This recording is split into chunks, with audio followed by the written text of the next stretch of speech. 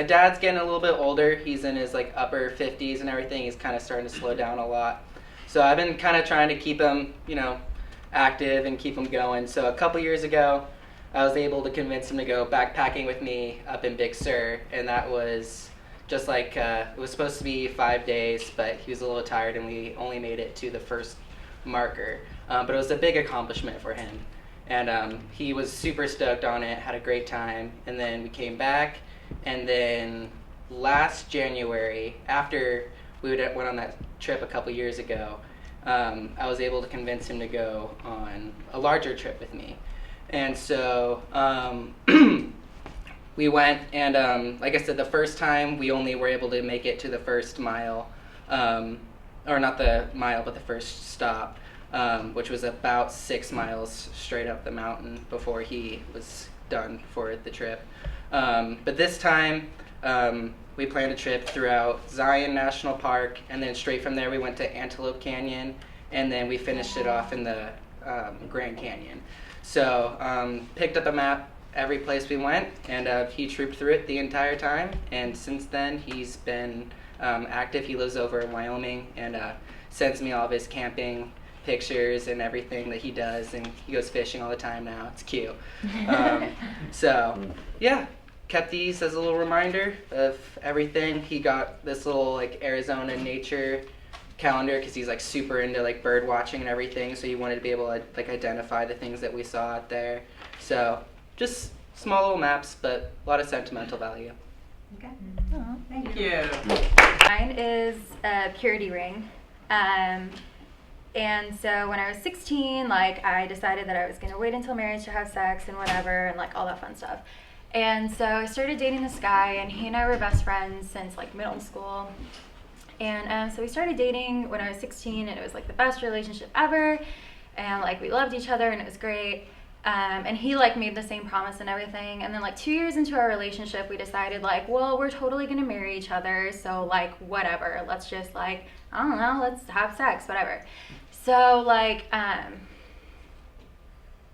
2 years into our relationship, like that kind of started happening and whatever. And then like I started noticing like little things about him were changing, and he would get like aggressive really quickly, and he like started getting really manipulative, and he started like isolating me from my friends and stuff. And like I didn't notice it. Like I was totally in love with this guy. We were gonna get married, and we had the best relationship ever. And like I thought it was cute, like that he wanted me like all to himself, and that like he wanted to spend all of his time with me, and all, like he would get jealous when I talked to other guys. I'm like, oh, like this guy totally loves me and he cares about me, that's why.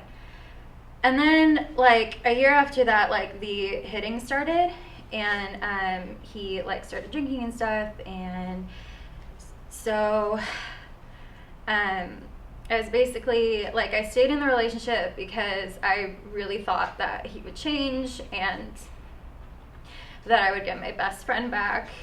And so yeah, it was just really weird because the person that I was dating was not the same person that I had met, but I wanted to work it out, and I stayed with him. And then I just got tired after a while, and so a year after that I left. And it's been about a year now that we're not together, and he moved to Seattle, so I haven't heard from him in a year. And I like blocked him on everything, and I don't talk to him, and I don't talk to his family. And I've been going to therapy, and like I'm close with my friends again, and I'm close with my family again. So like now I keep it as a symbol that like I am my own, and I am in charge of my own sexuality. I choose who I talk to, who I sleep with, who I hang out with, what I want to do, when I want to do it. And now, like, before it was a symbol of like everything that I am belongs to him, and now it's just like, no, everything is mine. I am my own, and nobody can tell me what the fuck to do. So I keep it as a symbol of that, and it means a lot to me because just because of like the past that I went through and what it stands for now, and how powerful I feel now, and how confident I feel now. It's a complete 180. So yeah. The pin I have. I went through improv this summer, Second City Hollywood, And it was a lot of fun. We had a lot of great friends.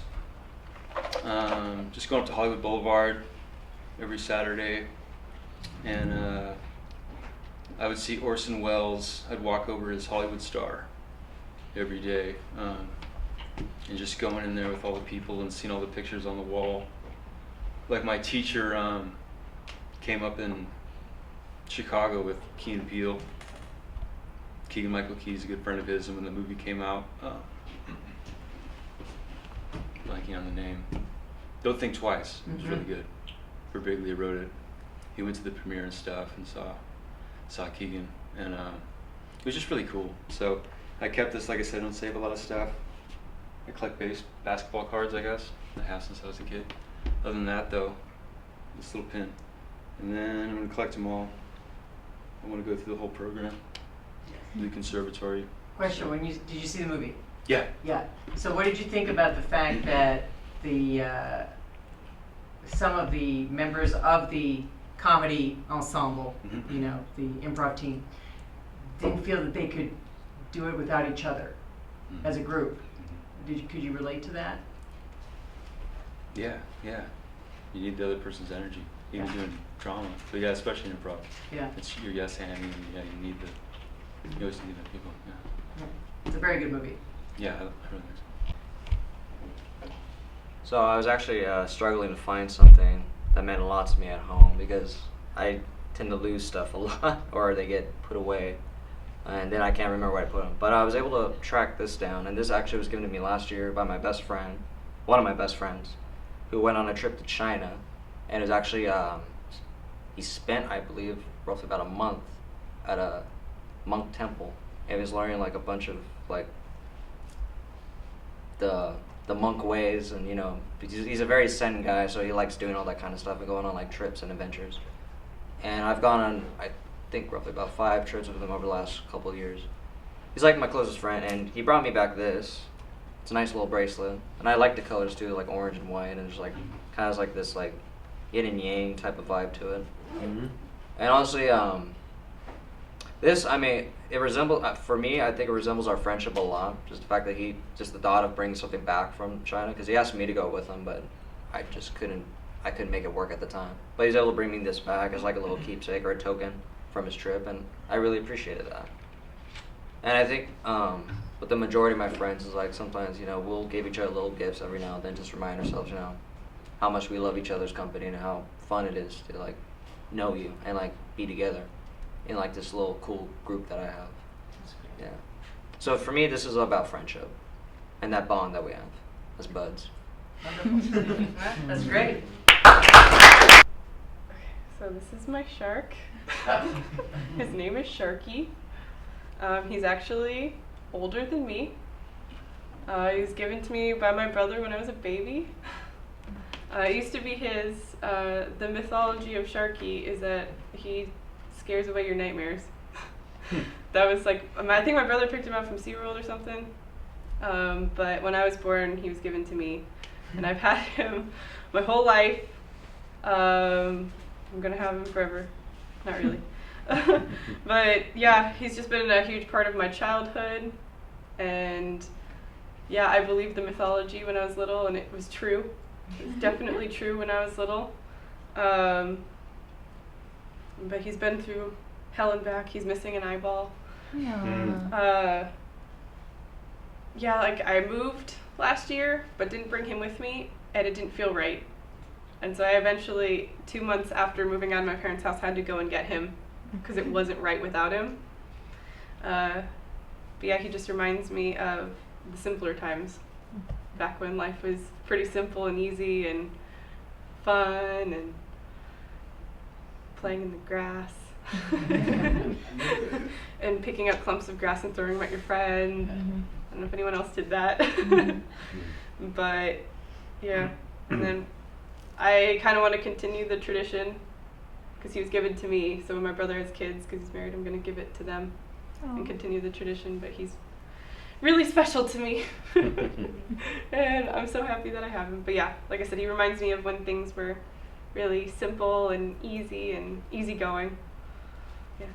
Thank you. Thank you.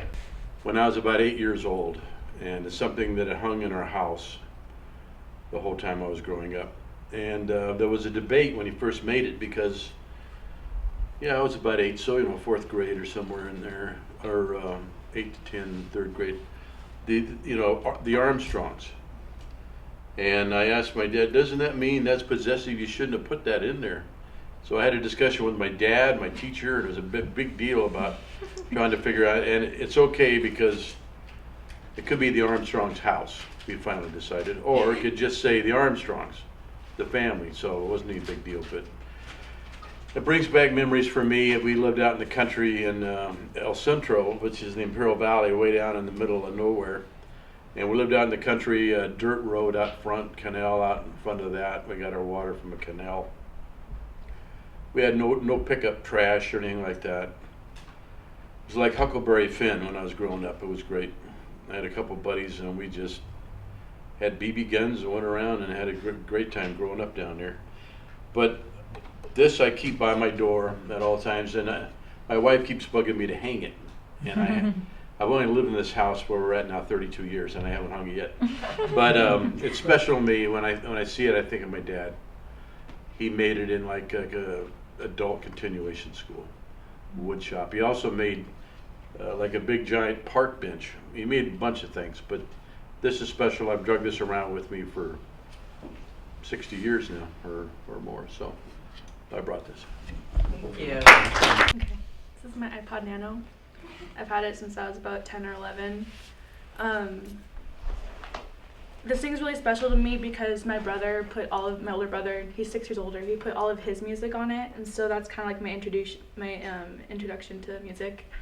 He put a bunch of like Yellow Card, Jimmy World, Dashboard Conventional, Brand New, all that kind of stuff. So it was really crucial to my development as a person, but also I credit this as kind of like the foundation of mine and my brother's friendship. He was always so excited to like show me new stuff. He'd call me into his room at night and play me a new song on the guitar. And it really meant a lot to me when he moved away. He moved out when I was about 14, and he's back now, but I really missed him. So this means a lot to me. It's kind of a symbol of our friendship, but also kind of spurred me into like the kind of music I like now. And we have very different tastes, now than when I was 11, but it's still it means a lot to me.